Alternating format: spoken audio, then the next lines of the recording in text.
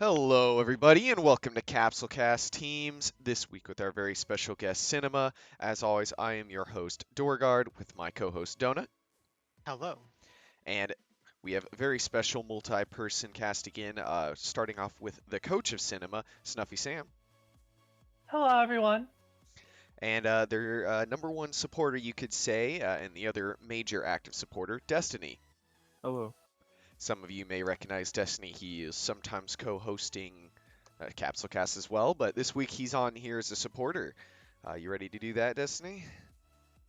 Definitely. Well, without ado, are you guys ready to move on to the main subject, your team? Yep. Yep. Alrighty then. So moving on, as always, here's the lovely, lovely banner. And I hear they're going to get some crazy upgrades this season. Snuffy being one of our main banner makers, going to go hard. Yes. So this one was good before, but we'll see what it turns into.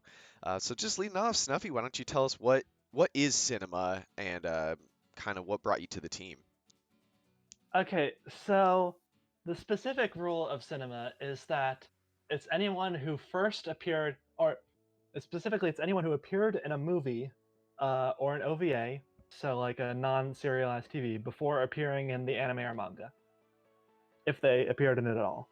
So, so characters like Garlic Jr., who was first a movie villain before becoming an anime villain, or characters like Janemba, who was a movie villain and then never showed up in the anime.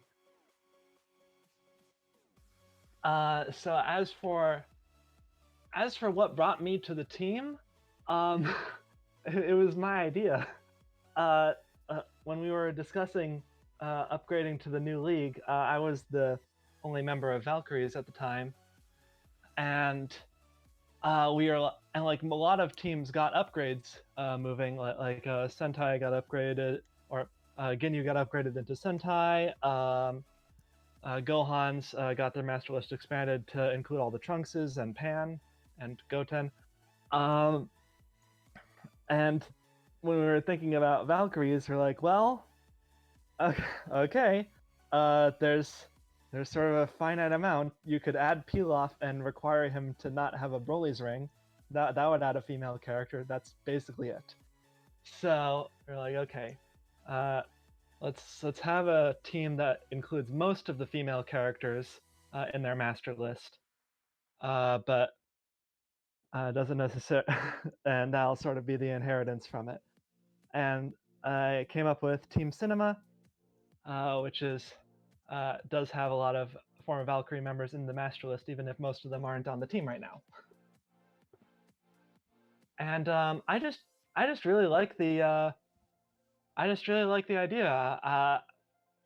Most of the Dragon Ball movies are kind of bad, but I do like them. They're cheesy. They're weirdly formulaic, but I do like them. So, and I really like the designs of the movie villains. I think they usually go all out with the designs, especially the animations. You get stuff like Stardust Breaker, which doesn't show up in the show, and yeah, that's why I went with cinema. Yeah, certainly a very intriguing history you brought with you coming in as a previous supporter and coach and such of Valkyries to add into Cinema, and Cinema being a very Mhm. successful team in their one season so far. So always great Although to I, have an addition as powerful as that. although I will say, I was never coach of Valkyries. um, see, I was a supporter for a couple seasons, and then when we went to the new league, the coach of Valkyries left, and I just, I mean, Valkyries got disbanded, so I was never the coach. We'll say interim coach for the Yes. period where it was being That, reformed. Yeah. that is. So yeah, Destiny. Kind of got the main gist, but what brought you to Cinema and what makes Cinema stand out for you? Um, what brought me to cinema is I really loved the Dragon Ball movies growing up, considering my parents were big Dragon Ball fans, and I really liked most of the characters in the movies. I do agree with Snuffy; most of them were kind of bad, but they did bring out memorable characters that people remembered over the 20 or 30 years of Dragon Ball, like Gogeta, Turles, Janemba, Garlic Jr. Um, yeah, honestly, I just joined the cinema because it had characters I liked. I liked the team idea, and I really did enjoy making a whole lot of the builds. This is my first season in the league, and I'm proud to have it with this team. Yeah, certainly is always great not only to be such an active and supporting supporter per se, but to be a part of a new team is also a nice step, and you get to be there during the beginning. And I know you guys had a lot of trouble being a first season team last season because a lot of teams could bring in builds from previous, but you really didn't have a lot of builds you could bring in previous since it was a mishmash of either free agent characters or characters from other teams. Uh, on a technicality, there were two Valkyrie characters returning in Sengai and Fasha, so there Sure. was that. But, it was a little crazier than just that. Uh, Lots of struggles then, but I assume you have a much higher head going into this next season. Yeah, I mean, stuff that I something that I have said about cinema is that we are quote unquote the second newest team because after GT, in the sense that like a lot of our characters going in weren't in much of the previous seasons, and certainly not on the new difficulty. Like Garlic was only an FA in one of the past couple seasons. Gogeta was only an FA in one of the past couple seasons. Zangia was not picked up because Yeah. until her defense was buffed. Janemba was on Blades, were who were sidelined for season 10. So yeah, we had a lot of growing pains, and we still do, but I think we're finding our footing, and we had a good season, all things considered. Yeah, certainly. Donut, you want to maybe add in a little on kind of your thoughts on cinema and how well they've done for currently only having one season under the belt? Oh, I think for our first season that was tremendous, right? Making playoffs is never something to scoff at. It's always a struggle to get in there and find ways to clutch out in divisionals or to find a way to eke into playoffs no matter what, in any division you're in. So for them to do on the first season after some hiccups on the start, trying to get the builds ready, to come back into the later half of the season, kind of find their footing going into playoffs was really nice to see. They have a lot of characters that are very strong. The things I have to take note of. Obviously, Fasho for melee, Garlic with the spam, but we'll get into that later. And yeah, just tremendous job overall for the first season. Yeah, and it's always going to be a lot of surprises. One of their mainstays this season has been Turles, who was a surprise drop from Team Kaiju, which caught them off guard, and they had to grab that right away. And will probably be a character they've hold on for a good while, but it's part of that. A lot of teams happen to have like a random cinema character here and there, so seeing one drop could be a huge turn for them, seeing as how they're mostly locked out outside Janemba. But that's a little more down the line. Is there any comments you guys have on maybe talking about team theme or such right here, or do you want to get going on to the characters? Um, Yeah, I mean, just in general, sort of the animations of our team, like our entire master list, because I mean, I guess the explanation is that like when they're making the movies, they usually have higher budgets, so they can afford to do more things than just throwing out key. When you got things like Meteor Burst, you've got even characters who aren't on the team right now and probably won't be, like Broly, who has his stuff. Mhm. You know, uh, stuff like that. Just really cool animations. So if you like the animations of DBZ, sort of like the special moves, I think this is a really good team for that. Yeah, certainly fighting Sentai for rush ults, at least with the at least the squad you see Yes. here, and if you were to put in Janemba, only Garlic of their six options right now has an ult that's not rush. So, and a Turles. And Big Turles. oh yeah, and Big Yeah. Turtles, but Big Fasha, she But also has a rush ult. So Big they Yeah. just, Fasha, the only ape with a rush ult. but at least Uh, it's an incredibly unique and interesting animation. They all have Hmm. pretty good ones, as I said before, in um, Stardust Breaker on but Gogeta. we'll get there when we get to the characters. But I wanted to say one thing: if we ever get Dragon Ball Super mods, there's gonna be there can be quite a bit of stuff on this team, like the new Broly. Mhm. So new Mhm. Broly, technically Golden Frieza was first in that movie before in the Te- Yeah, anime.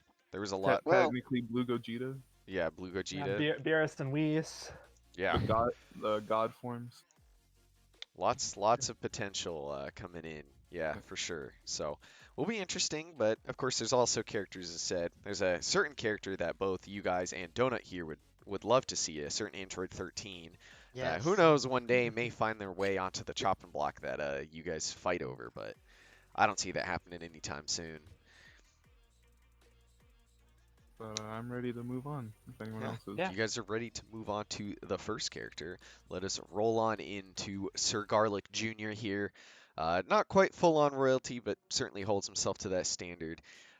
Very, very strong character, has been one of their stronger ones. Has a great sweeping B2 in his Evil Eye Beam.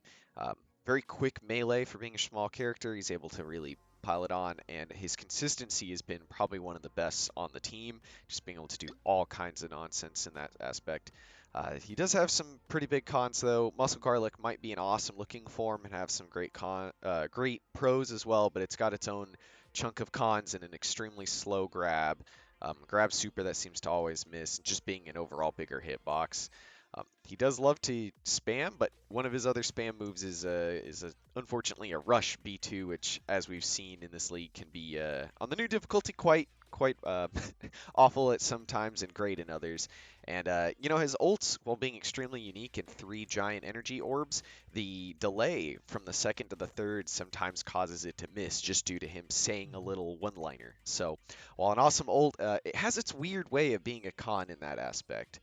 Snuffy, how would you describe what could quite easily be called the captain of the team?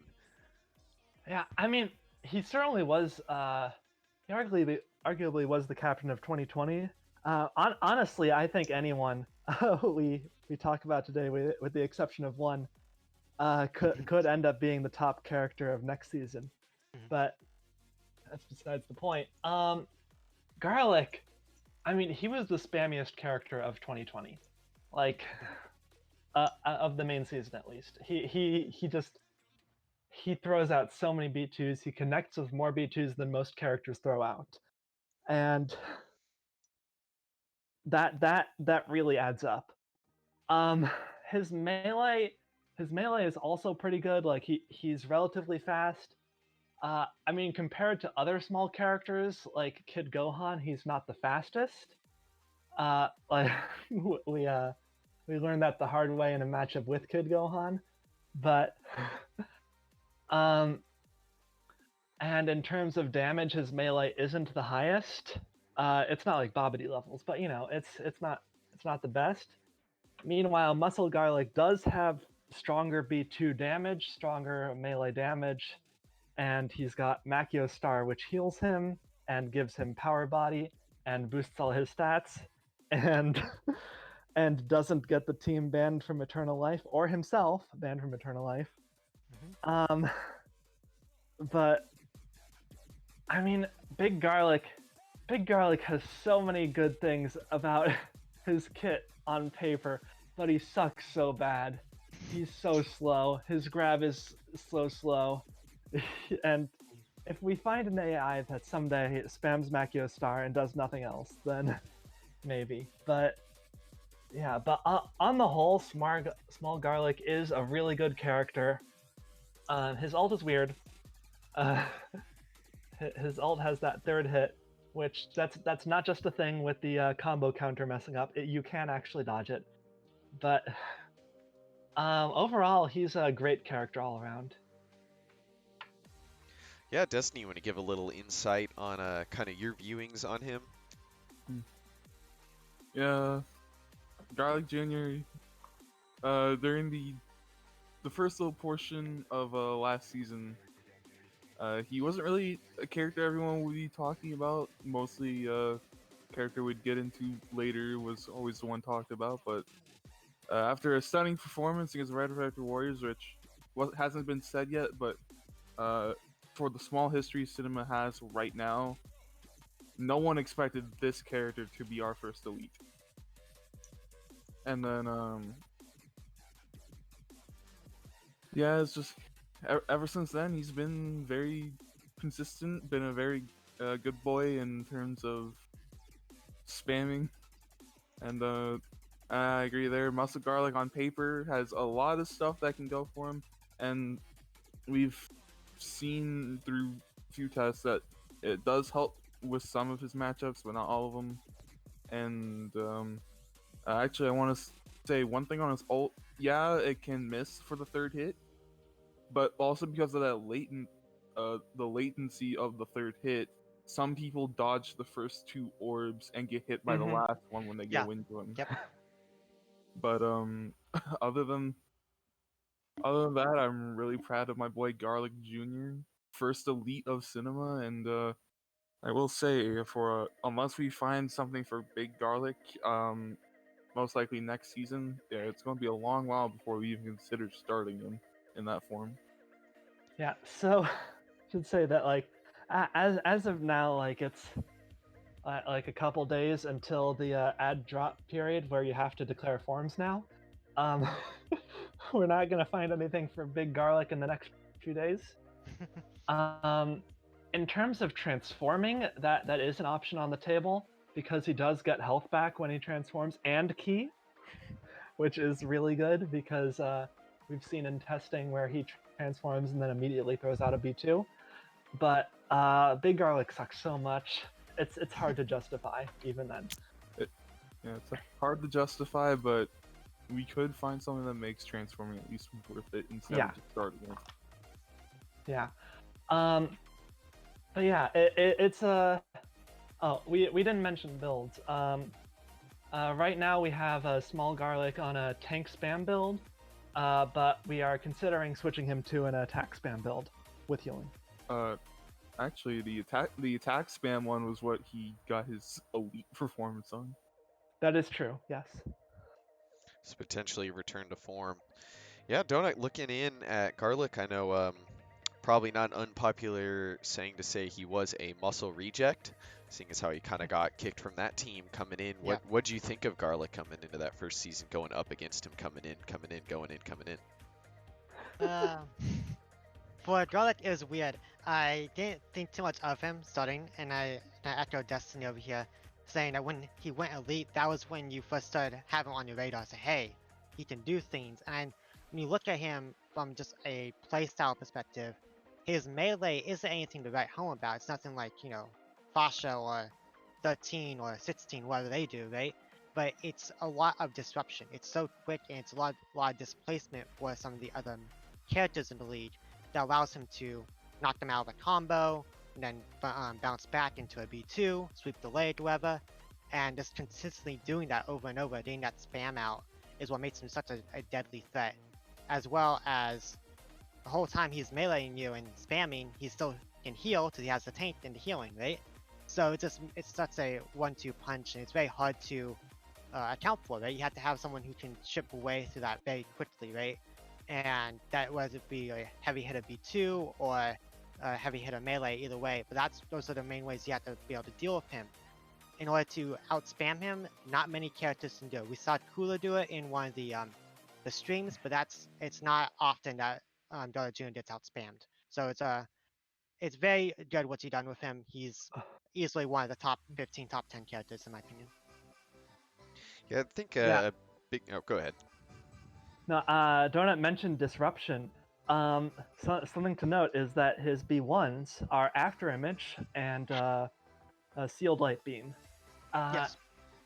Which his Sealed Light Beam has a unique animation from the others, but I don't think it changes the effects. But anyway, like that's really good at like basically turning your enemy's approach into your own game. Yep. Yeah, so they rush into you, you seal light beam, then you just bounce back for a darkness eye beam. That's very nice. Easy combo. He does keep sealed light beam when he transforms, by the way, and also another reason why it's so hard with small garlic to do anything against him. He's small garlic. He's a small character. Yes. Small Yes, hitbox, yeah. He can duck under a lot of things, and honestly, that might be part of the factor of why Darkness Eye Beam connects so much. Is Yeah. because he's sort of aiming towards their middle, whereas most characters aim towards the head. Like Juro. True. Yeah. So like there's it's harder to dodge up and down out of the way. Mhm. Yeah, and I think a big thing going for his sweep, it looks like it has a little bit longer range than others, or at least he positions it well. And Mhm. some seem to stop when they sweep, like they start on the side and sweep and then kind of barely hit in front of them. His seems to get in front of him pretty consistently, maybe even a tiny bit more. It seems like he hits a little bit bigger of an area and always seems to position, or at least always seems to fire it at the right side to where it starts on the left of the opponent and sweeps through him. So whether Yeah. or not it has any unique properties to other ones, it's hard to tell because he just uses it so efficiently that it always seems to kind of hit. Yeah, Certainly. I'm never quite sure if it's an AI thing or if it's the mechanics, but either way, I'm happy. Mhm. It hits. There's, That's all that matters. there's a reason they call him Garlic Sweep the Leg Jr. Mhm. Yeah, I mean, I don't really have much else to say. I think the main topic of muscle was pretty thoroughly involved. It'll just be, does he hold a Broly's ring or not this season? And I think that's still going to be up in the air, but form sounds like it's set. He seems to be kind of on his way, and always good to have a character you're pretty set with a few builds coming into the next season, especially if you want to experiment with a free agent or as you guys have with another masterless character. Hmm. No, no. If anyone there ever is a vampire character in the game, watch out, because Garlic's got your number. You don't want to be grabbing onto him. Well, shall we get moving on to the kind of next character of your guys' team here? Yep. All right, moving on to number 2, Fasha. Very big name character. Lots of teams hoping to get her, but when it was announced Senna was coming in, it was pretty obvious she'd be going there, and pretty obvious that she'd be kind of the head captain. So lots of good pros. She has great melee. Consider one of the better melee characters. Even when she has attack -1, she still seems to just output it. Because of that, she's been an extremely consistent character. And funny enough, they put a lot of love into her Great Ape kit, even though it's basically only seen in the background in the movie. So, lots Yeah. of love shown to a character that could very much deserve it. Though unfortunately, she does have some cons. She does have a rush ult both in base and in ape, which, as we've seen with the new difficulty, is almost always blocked. Characters would rather have 2 bars of key damage than get hit by rush. She unfortunately also has one of the few scatter B2s, which fires up in the air then rains down, so can be quite rough if they fly to the side. And due to that scatter B2, it does limit her. You probably won't ever see her on a super or key plus build due to that Yeah. B2 seeming to come out whenever they want to experiment that way. But you never know. Maybe one day it gets better tracking or whatnot. So, Snuffy, take it away. Fasha, best girl? For real. um, but yeah, I mean, she's one of the most one-note characters in the league. I I can't think of too many characters that are so locked into one specific way of fighting. Yeah. I mean, she can do Krillin either. maybe. Krillin Yeah, maybe like be. Krillin is like on Uh, the same level, I would say. Yeah. Super Where, Boots base form. So yeah. perhaps, yeah. But like and there are a couple B2 characters like Tapion who couldn't really be put on melee. But like, yeah, she is one of the more one-note characters in the league for sure. Mhm. Her B2 damage is borderline 0. Like, her BMB2 is fine, Yeah. but the fact that it costs the same as her scatter B2, and for some reason she only uses the scatter B2. Like it seems like she uses it more often, even though they're the same cost. So it's kind of disappointing, but her melee is so incredible. Like I've seen her get 10,000 point melee combos without max power mode. So it can get pretty ridiculous, and she's pretty versatile in terms of melee or tank. What she can do. Uh, she's one of the few characters in the league who can use Master Strike without it being a massive detriment. Mhm. And yeah, that's Fasha. Yeah, Destiny coming in. Obviously, she's a well-known character in the league, but you coming in to mess around with kind of building Fasha with the team. What was your ideas? Honestly, on first sight, uh, it's kind of meh for me because I didn't know Fasha's entire history with the league since being first season and all. But she looked really great on Melee, and yeah, sorry, I'm drawing a little bit of a blank here, but yeah, she's been looking really great on Melee. Again, I agree with Snuffy. Don't know why she doesn't do her beam B2 instead of her scatter. Honestly, with how bad most of her scatters have been, I would rather take Genocide Blast on her instead of the scatter B2 she has. So at least that can hit. And yeah, I will say other than really that, she's a really great character, and a little bit of a two more thing. Sadly, we don't get to see the greatness that is her 8th unless we go to night maps, which I We've don't know. considered. Yeah. I don't know mean, if Donut knew this, but versus our match versus him, we kind of wanted to go to a night map. yeah, that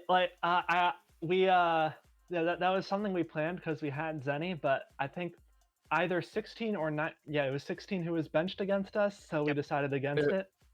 Yeah, and Yeah, I think we had everyone else in. We had 17 and Sullen. So I think we kind of weren't at the best point at Zenny at that time either. Yeah. But and another thing is characters with false courage or any sort of power body seem to mess her up. Oh my god, I'm still having PTSD from Broly.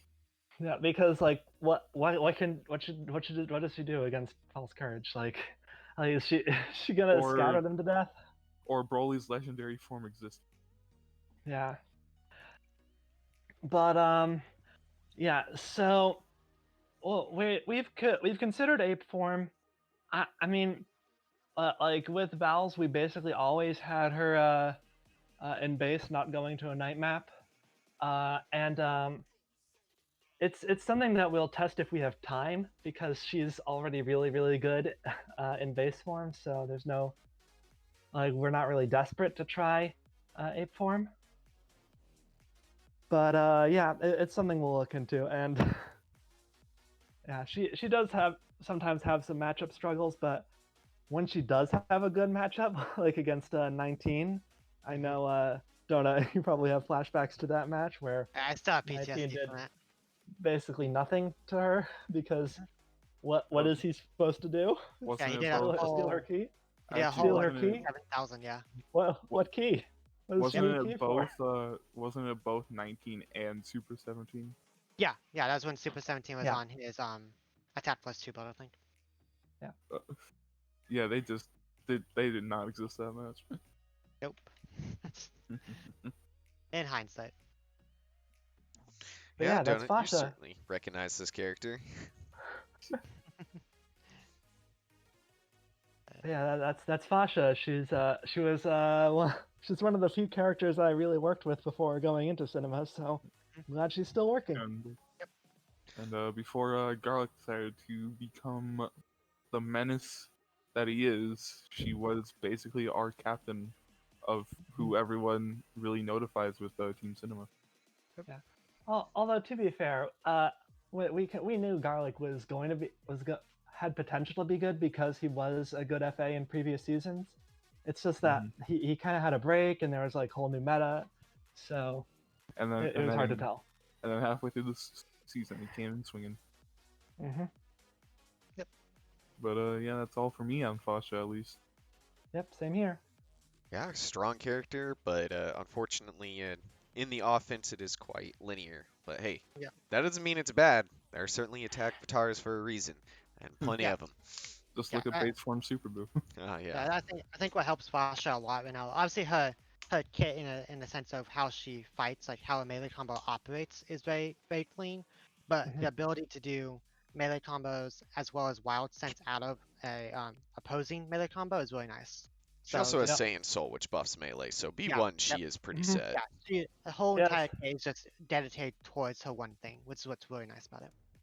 Yes, she has Saiyan Soul, which buffs attack, which gives you power body, and for Fasha does nothing else because the super buff does not exist.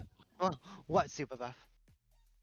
Well, you, Might counteract the that, Master Strike if she ever achieves Master Strike Mhm. status, but that would but be for a different day. there there have definitely been times where she's those times where she's charged up to max power and immediately uses it on Energy Ballet. Oh my god.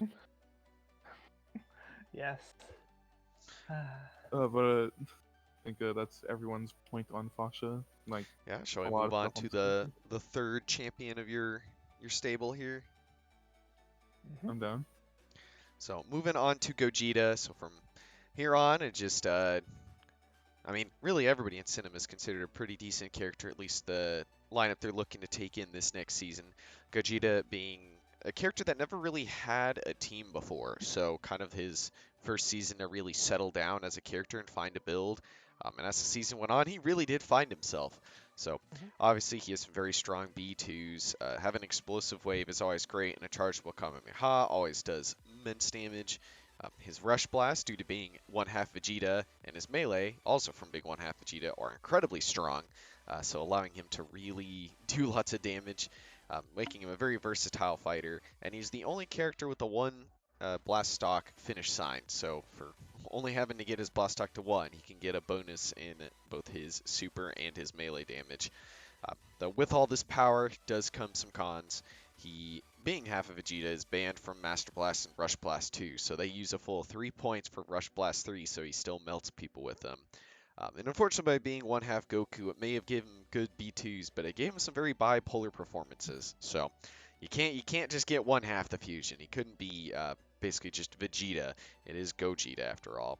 And while it's not incredibly noticeable, he does have kind of a lower charge rate due from being a fusion and in Super Saiyan, and not really having any other forms. It's kind of one of the ways the developers nerfed him a little bit is he can't just like rapid charge. So not a bad con to have, but certainly one that has impacted them when trying to make his 3 and 4 bar B2s more usable since they are quite expensive. So yeah, Snuffy, this was a new character. How'd you tackle the challenge of Gogeta? I was really excited to work with Gogeta when I first when I first started up cinema, and it was great. Like he was on Gohan's season 9 as their FA, and he didn't do that great. He was on a melee build, and we sort of tried out a bunch of stuff with him. We couldn't get much to stick, but eventually we realized that look, his his B2s do a bar even when he has super -1. His rush blasts, uh, like he only needs like a couple of volleys to get past a bar or a couple charged rush blasts. His melee is really good, and he's got the one blast stock finish sign, half as much as anyone else in the league, and that it just boosts his melee and his rush blasts to absurd degrees, to the point where like, okay, we don't need attack plus on him. Like he can have serious, he can have indignation, and he can have rush blast 3, and then just to keep him from spending the whole match charging, we give him key plus 2, and he's just an absolute monster. He was a monster. He was an inconsistent monster towards the end of the 2020 season, and in the off season, we've done a lot of testing, and we found a couple uh, really consistent AIs for him. We found like stuff that is able to break 40k in 80% of matches, and most of those times he's breaking 50k, and he's absolutely insane. I think he's going to be a force to be reckoned with next season. Yeah, he certainly has a lot more power, and being a fusion, even though it's kind of an impossible fusion to get due to the two characters confused into Vegeta or Gogeta, he not being or being basically locked into the form he has. But yeah, that's a lot of stats. He always had the potential, extremely high ceiling. It's the fact they had to deal with a pretty low floor a few weeks out of the last season that's made him an interesting character. Destiny, obviously, I know you very much enjoy your Gogeta, so I'll let you take it away on kind of your pros and cons for him. Alright, start off, I'll be honest. Main reason I joined cinema was this guy. One of my favorite characters in Dragon Ball, and honestly, going into it, it was just kind of hard before because we were a new team. We were trying to figure everyone out, so we couldn't primarily just stick with someone like Gogeta. And I can tell you right now, my brain was frustrated over the weeks of the 2020 season because of how inconsistent this fellow was. But I will say, around when playoffs started, once we put him on that Rush Blast 3, yeah, he didn't even need to actually launch a B2 to do like at least almost 2 bars. Because yeah, Rush Blast 3 is strong. Um, but as Snuffy said, lately in the testing, since we had that basis from last season, we gotten some AIs for him. Uh, one of them being used on a palette called Cell on Androids, but Mm. yeah, he's been actually really incredible recently. Been a really good starter, for a matter of fact, ever since we put him on that Rush Blast 3.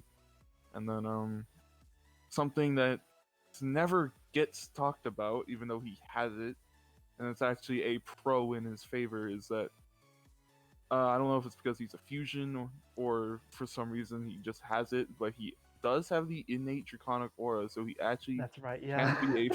can be a fighter versus apes or someone I like always Broly. forget about that. Everyone always does. Why do you think people forget on Super 17? Yep.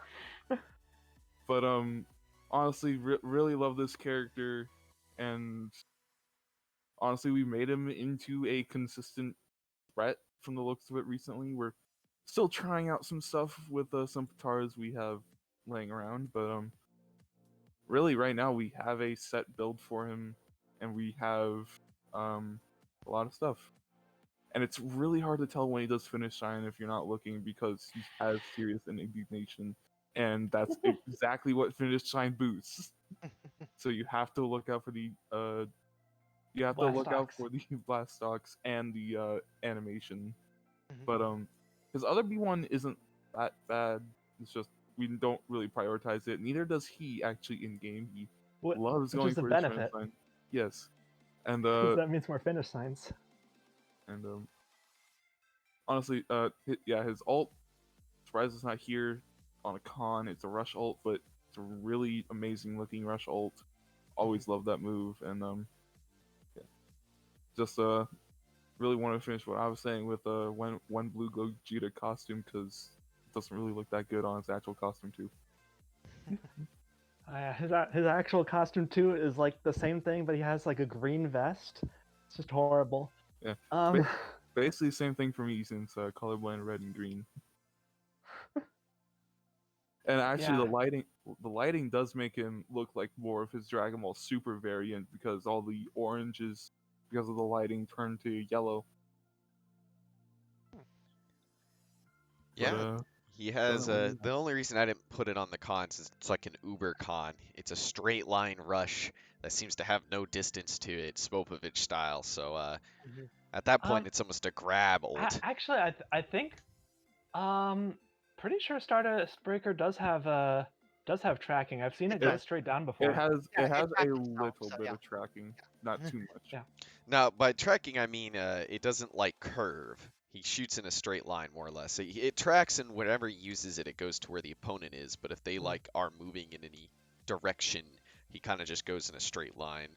So it's an unfortunate Yeah. area. I mean, just about everything has slight tracking to it in this game, which has been extremely weird when seeing some B2s curl in the midair, and you're just like, what in God's name is that? Yes. To be fair, this is a game from like the early 2000s, so Yeah, Yeah. yeah. I'm surprised But Super Explosive Wave doesn't curl towards the opponent.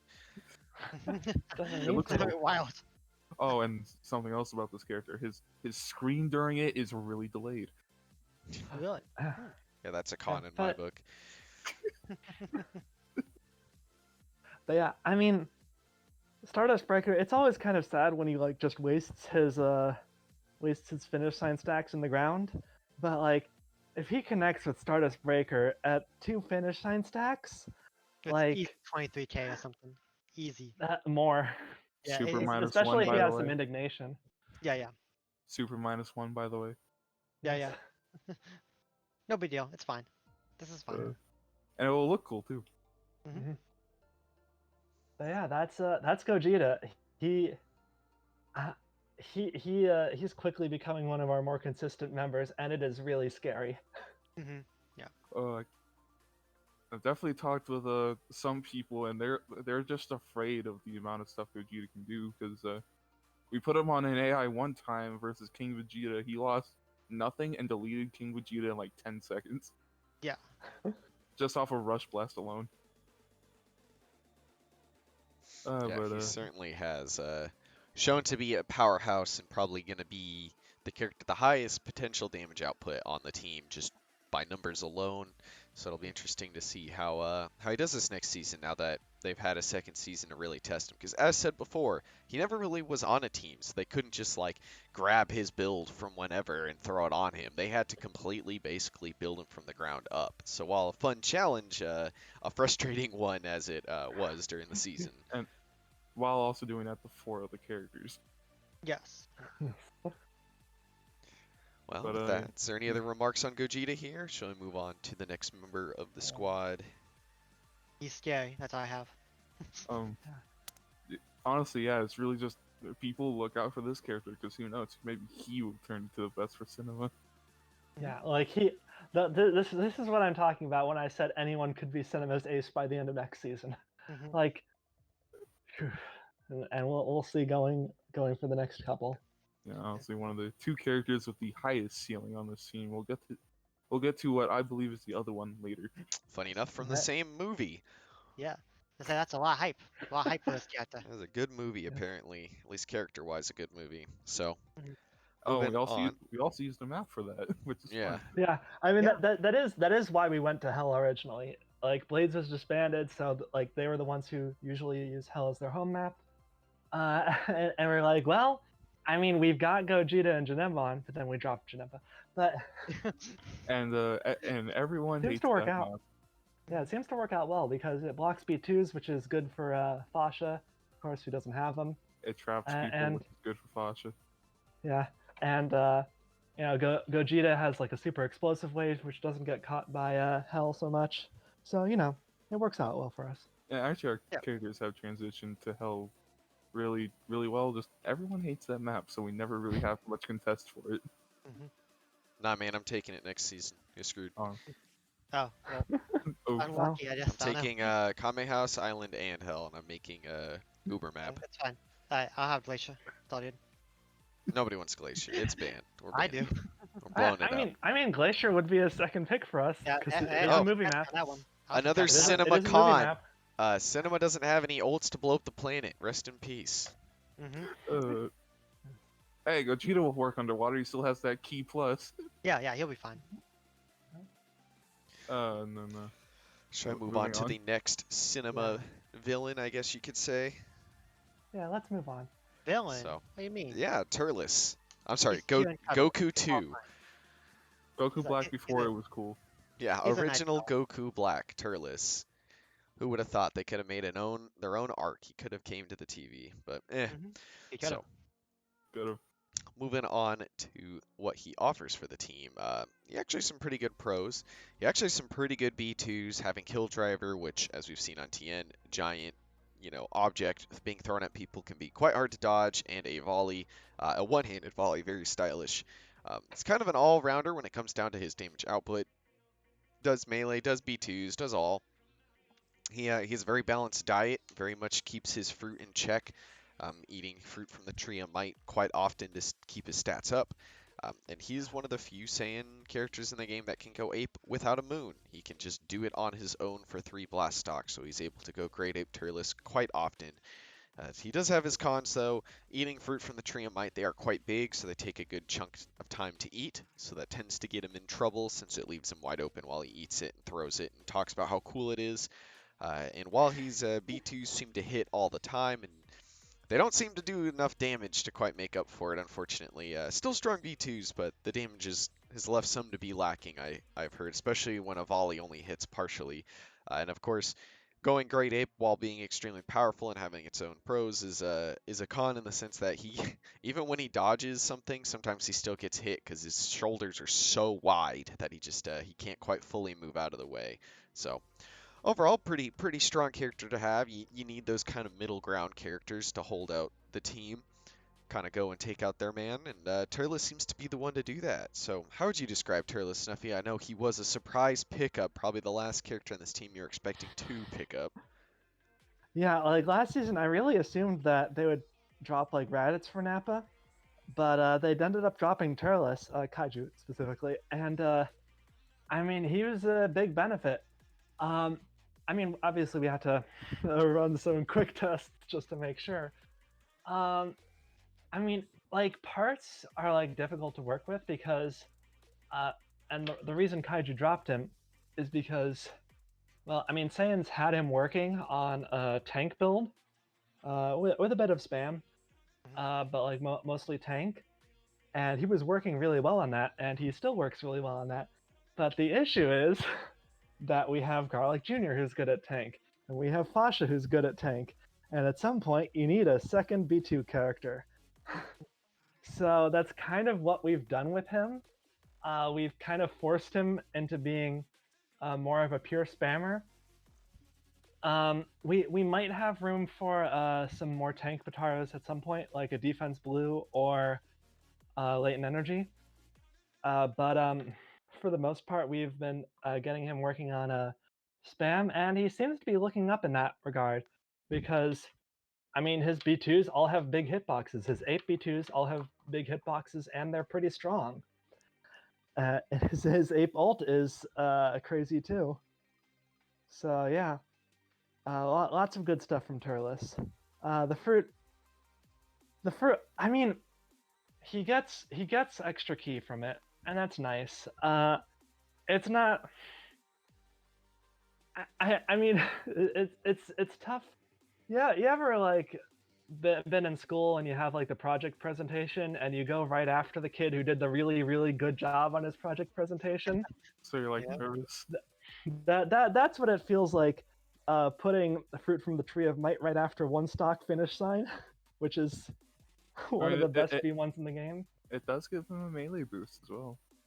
Yeah, but so does one stock finish sign. You know, it's fine. It's a solid B. It's a solid B1. It has a really long animation, but it's fine.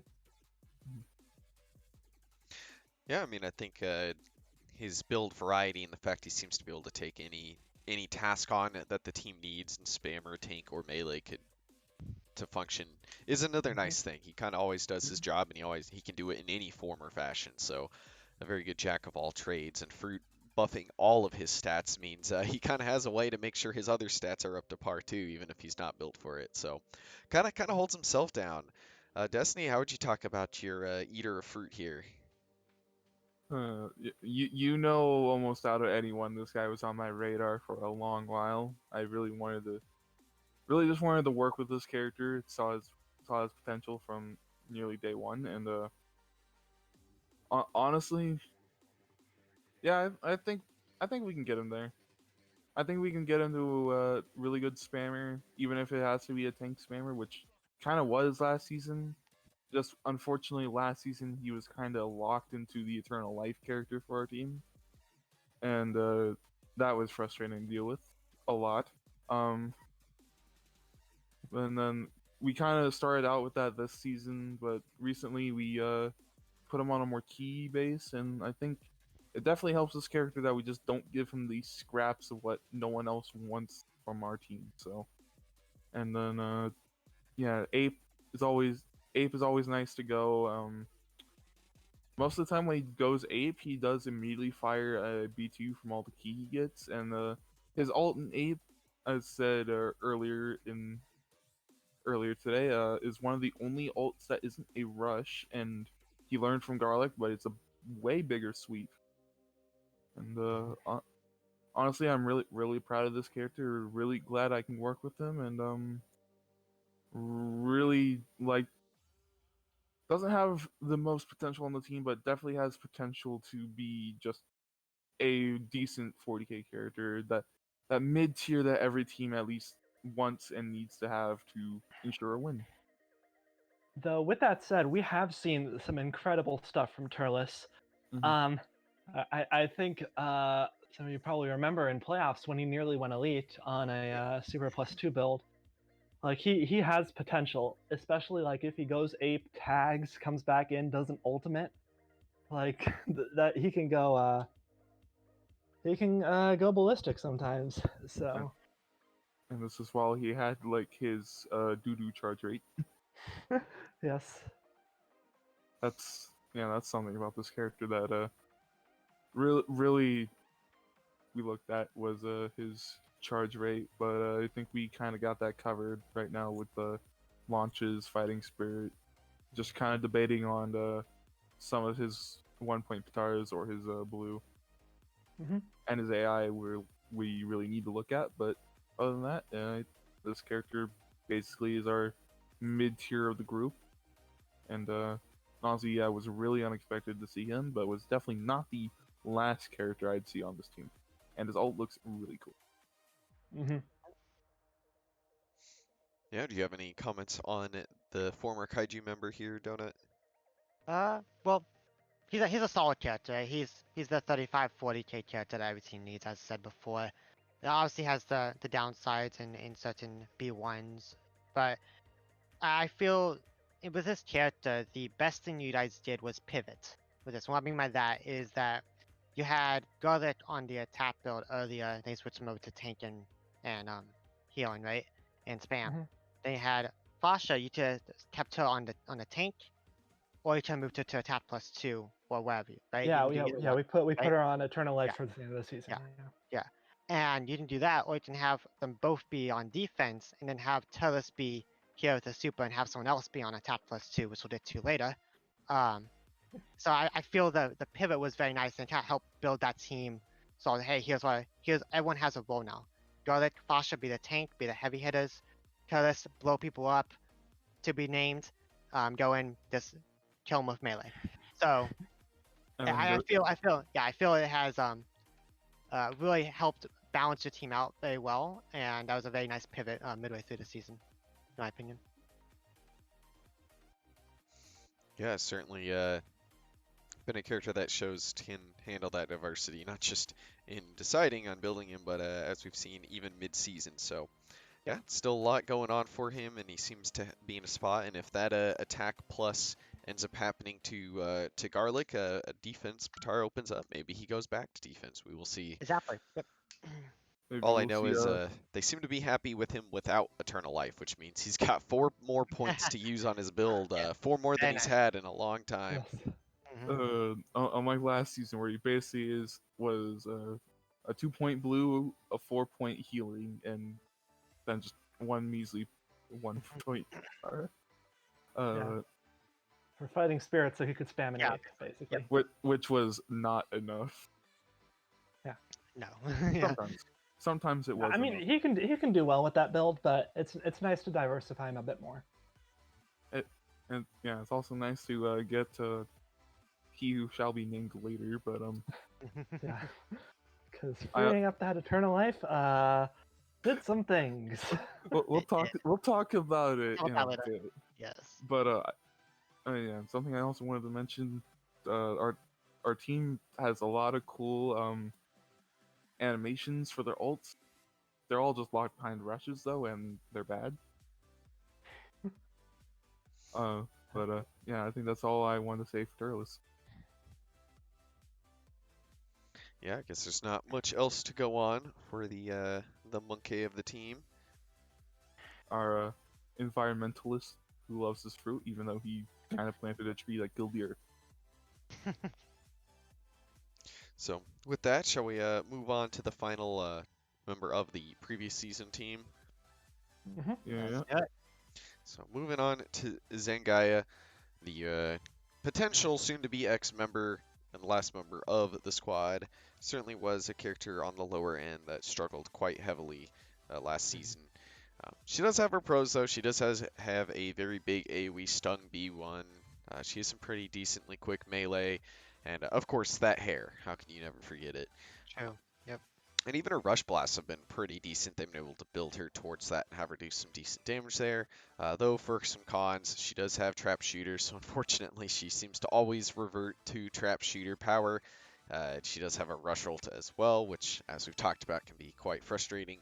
And just overall, her damage just seems to be on the lower end. So while maybe not considered a bad character, and some teams will be happy to take her as a free agent potentially, or if she does find her way still around the team, which is pretty highly unlikely. She's pretty middle ground stats wise, and unfortunately the other options they have available are basically 10 times higher. So she had her place. She was a character that they were able to get a build for with the limited time and the amount of characters they needed to build. So she did what she needed to do. Yeah. What would you have to say on Zingaya Snuffy? Yeah, so basically 2020, the reason we kept her is because we had something for her rather than nothing, even if that something wasn't the best. I've always sort of said about Zangia that she's a good character in the wrong game. Like, she's a crowd control character in a game where there are no crowds. But she's got some nice stuff. She can get really long stun combos. She can do some stuff with Rush Blast. We've actually been able to get her to the point where she's spamming twice as much as like Turles, who we wanted on up here spam build, to the point where she's like nearly on par with Garlic in terms of how many B2s she throws out. Unfortunately, her B2s don't do damage, so that is sort of an issue. She does passively charge to three key bars, but that doesn't seem to make her want to use Shoot Blaster more. And yeah, and like the sad part is that even with all that, even with her damage output being so low, her melee damage isn't that great, her B2 damage isn't great. Even despite all that, we were able to find a build, an AI for her, multiple builds that could get past 40k consistently. We found builds that could get past 46k consistently, and it just was not worth it because she's using attack +2, she's using Sirius, and 46k isn't enough to use attack +2 and Sirius on our team, unfortunately. Yeah, she does have her strangeness that causes basically needing the biggest damage Batara's to kind of subset her lack of damage. I guess coming in, Destiny, how would you coming into work on Zangai? She obviously was being a little more consistent than other areas and just had someone who's had a build before. Uh, what are your thoughts? And I guess what is your predictions with how she'll be turning out this next season? I already know the answer. Don't just say it though. I'll start with that first.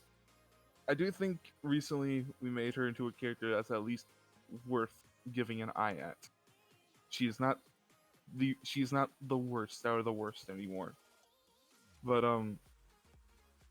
she used way too much for trying to at least get even her melee damage to be up there. Like Rush Blast 2 was fine to give to her because we were never going to use it for someone like Gogeta because we were banned. And then yeah, that's fine. Her stuns lasted so long because the exquisite skill we put on her, and we found an AI that at least did the stuns consistently, didn't we? Yeah. We have we basically have like a choose between an AI that does stuns consistently or an AI that like peppers and trap shooters in between rush blasts, and like those are the options. And then and like either one is fine.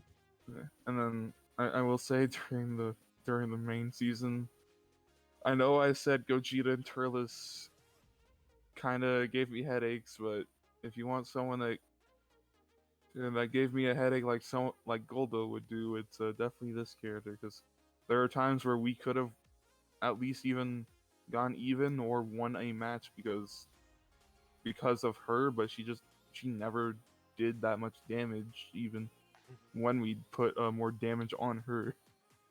And then at the end of the season, we kind of just put her on tank and hope she'd live. Yeah, and it ended up working. She ended up getting like consistent 35k plus. So She took two big Android 13 B2s without dying, I consider that a win. Um, Yep, but pretty much. but my humble opinion, I don't think this character is the lowest of the low. But out of all the other characters we had, she was definitely the worst choice we could have got. We had. I understand why we had to do it because we already had a build for her. Well, Snuffy already had a build for her, and then we at least had decent knowledge of what she could do. And she also seemed the better out of the two choices at the time. But over time, No, I mean, we knew Janemba was better. We just didn't have anything for him. oh yes, And we knew he was an exclusive. and we also knew he was kind of inconsistent at the time. Yeah. But yeah, honestly, this character, if you're watching this, at least it's a character to be considered looking at, because Yeah. she's not all bad anymore, but she takes a lot to require her to do something. I think, in my opinion, if your worst character is if your worst character is a melee character, or if you need another melee character, I think she's an incredibly good pickup. I mean, the fact that Rush Blast 2 and Exquisite Skill are going to be taking up 3 points and not conflicting with anything, and we were able to get her to be a 40k character. It's just that it's not enough. So if you're looking for an FA, Zanga is a pretty good pick.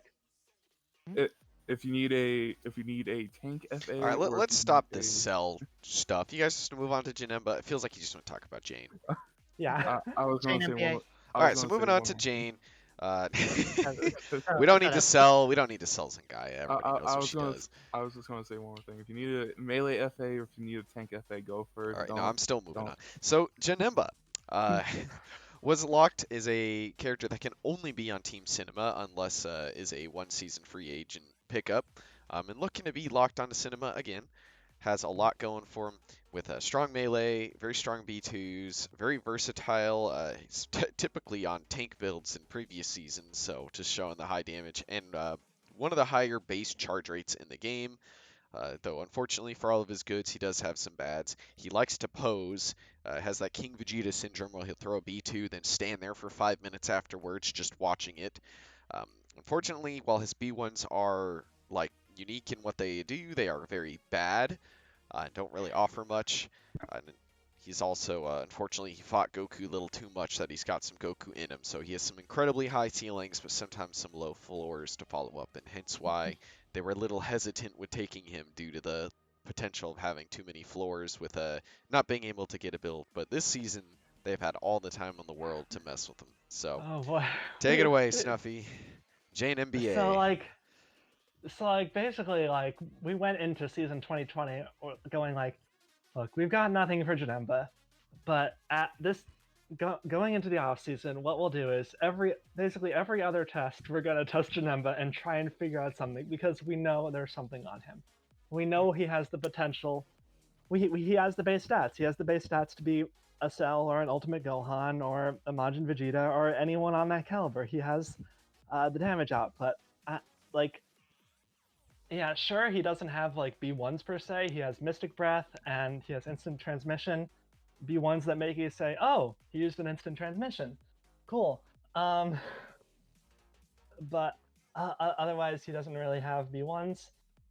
His B2s have kind of weird hitboxes, like his Lightning Shower Rain goes sort of flat in a plane where you can just sort of duck under it, and it's kind of weird for a spread move.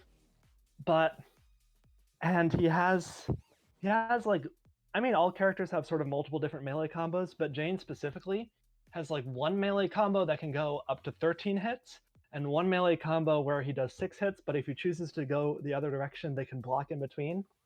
So we had to find an AI that didn't do that as much. And we did it, I think. I mean, fingers crossed, but sort of the build he had in the FA showcase, if you remember that, attack plus 2, Eternal Life, and then Sirius and Light Body on Ginyu AI, he's extremely good. He is outstandingly good. Today, a test went up where we were doing a 3v3 against Earth Defenders. Mid Vegeta, End Goku, and Mid Goku, and he averaged over 80k in those 2 rounds. Nice. So, Pretty solid. so he's very, very strong. He's got very long melee strings, and they do a lot of damage. And he throws out B2s, and they also do a lot of damage. And he just has a lot of damaging moves. Didn't he do like a 25 hit melee string that if you got Combo Master would have done a lot more? Yeah, he did a 25 hit. He did a 25 hit melee string, and if we had given him a Combo Master over Light Body, which is something we're looking into, he would have done a 12k with that combo string. So he has a lot of potential, and he is going to be on the team next season. It is a bit too late for Zenga to pass him, unfortunately. The train has left the station. And trust us, there was a lot of testing for these two. Mm-hmm. Yeah, they certainly were basically just fighting out good 15 rounds there to figure out who would be the one to join. And I can tell you, coming from an outsider's perspective, Donut probably shares this. Semina looking to be extremely scary this next season. They certainly have a lot good going for them. When Turles is our weakest link, you know we're scary. Oh yeah, definitely a scary lineup here, without doubt. You have no weak link essentially, right? So yeah, like everyone we've got working on consistent 50k pluses. Jane we've got working on 60k pluses right now consistently, and Turles we've got him consistently 35k-ish, but we've also looking into some stuff that seems to be 50k potential. So that's a lot. Also doesn't help when you take a GT Goku Spirit Bomb twice to the face. Yeah, it's kind of bad news bears. But So yeah, I don't know if there's much else to say on the Jane NBA. Stellar character, lots of pros, looking to be a strong pickup. Obviously, same movie as Gogeta, so you'd expect to have the stats to be able to fight Gogeta. So just overall good one, and certainly teams will be disappointed that not on the FA list, but I don't think anybody will be surprised. I don't think anyone is. And that's the guy is the one on the FA list right now. But there was certainly a strong contention between him and this guy. He pulled through, and honestly, as I said before we started this, have to really thank staff because they were basically the one that made his attack Eternal Life. Yep. I think that was Spoofy who made it. Like, to be clear, we did like Eternal Life tests on him, we did like attack tests on him, and we did Ginyu AI tests on him. But staff specifically put this build in, this specific attack +2 Eternal Life Ginyu AI build into the FA showcase, and it turned out to be an amazing build that like 60% of the time breaks 60k damage, like ridiculous things like that. Yeah, at first we thought it might have been dud because it was kind of against the worst characters, but it actually proved itself, especially in today's test where wanted to say it proved it doesn't even need Sirius to do 80k damage. Oh yeah, he took down like 2 people without losing a bar. It was all mid Goku that did the work. Yeah. Really have not much else to say about this character. I will say what brought me to this character and thinking about it was actually the Team Cinema showcase before the 2020 season when he did that those 240 hit melee combos and actually decimated Team Muscle with it. But yeah, right now he's definitely a character that I'm very glad we at least looked at, especially with the build he's got. A character that will be probably locked on healing for a long while, and one with an AI that I did not expect for him to grab, especially for the melee fighter that he is, which is the wonky Ginyu AI. Yeah, Ginyu AI is generally not a popular AI pick, but yeah. Like it does okay, but it's never like others usually beat it out, right? Even though it's the melee. So but hey, it's more pick than Gohan AI. Yeah, certainly. Ginyu's had its moments on some very strong characters. Maju comes to mind, as well as a few others here and there. Evil Boo also ran the majority of the season on, or season 2019, technically the season 10 on Ginyu. So there's been some big Yeah. characters that have come around with Ginyu AI. It's certainly a good one. Well, shall we move on to the final section, the kind of master list, the other characters that are technically cinema characters but not on cinema? I will say one final thing. You no longer have to ask us where's Janemba. He's here, and he's coming in strong. Jane Get is used to it. here. So, the master list, they actually have a good chunk, not as big as some teams, but certainly still quite a fair amount. They actually share a lot of overlap with Muscle, with Android 13, Bojack, and Broly, seeing as how Garlic's on their master list. They do have option for some trades at some point. With Rugrats, there's a Rayleigh. Obviously, they could do a swap for Bardock, and they both have Fasha and Turles for that potential trade. On Cold Kingdom, there is Cooler. On Royals, there's Metacooler and Lord Slug. On Derp, there's Salza. And on Senta Squad, Say a Woman. So, good variety of characters all around the league. Not all of them are exactly open for them to be able to trade, but if they were to get dropped, there's always a chance. I know Metacooler is a character that maybe isn't as seen as strong because he's kind of just a tank. But a lot of these characters are probably locked away from him. But hey, it's nice to have the options there. You never know when a trade or a loan And, comes up. and let's not forget the actual character that is locked from us. Rest in peace, my boy Tapion. Yeah, Tapion, he had to be locked as an FA because we exclusive. have we have 3 exclusives, and none of them are terrible. So if we were allowed to have 4 exclusives and none of them were terrible, that would be pretty ridiculous. But I mean, hey, I'm not mad with the exclusive we got, and kind of wanted to say something. For Muscle, actually, they did want to trade all 3 of either one of those 3 characters for Garlic, but the only ones that would have been worth it would have been Broly or 13. Yeah. And it's not even that. Yeah, I mean, we turned down a trade with Muscle earlier. It's kind of that we are so new and we really didn't have much stuff figured out by the end of last season, and we just kind of want a solid core before we start trading stuff away. Sure. It's a bit funny of how we make Garlic start working again and they immediately want him back. Yeah, But to be fair, they are a team that's rarely ever changes. So Yeah, I don't think they've changed much of at all for the color they box. have an issue of wanting to try something new. You guys have the issue of only having 2 seasons after this next season ends. So you Yes. want to still figure yourselves, your own identity out before moving on.